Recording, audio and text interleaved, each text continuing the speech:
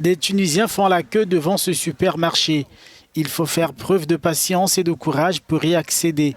Dans les files d'attente, le droit du plus fort devient parfois la règle. Sucre, huile végétale, riz et autres, le pays connaît une pénurie de produits de base. Les rayons des supermarchés sont quasi vides. Les rares produits disponibles sont vendus sous forme de rations uniquement.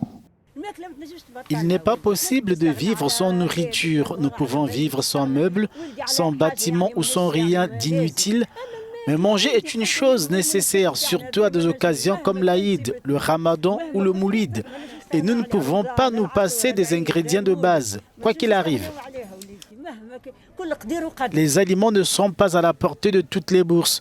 Le chômage atteint 18%, l'inflation 9,1%. Selon l'Institut national des statistiques du pays, la colère grande. Fournissez-nous de l'huile, du sucre, de la semoule. Ceci coûte maintenant 17 dinars et le litre d'huile, 59 dinars. Les autorités accusent les spéculateurs, le marché noir et la guerre en Ukraine. Faux, disent les économistes qui pointent le défaut de paiement.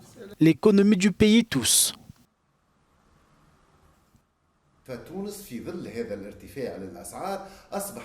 Face à cette augmentation des prix, la Tunisie est devenue l'un des premiers pays à ne pas pouvoir régler ses achats de matières premières. Il y a un manque de céréales et d'énergie. Les pays producteurs vendent à ceux dont ils sont sûrs qu'ils vont payer, mais la Tunisie est en queue de file et parfois elle rate son tour. Ce qui explique les pénuries de matières premières subventionnées comme le sucre, la farine, l'huile végétale, car tous ces produits sont importés.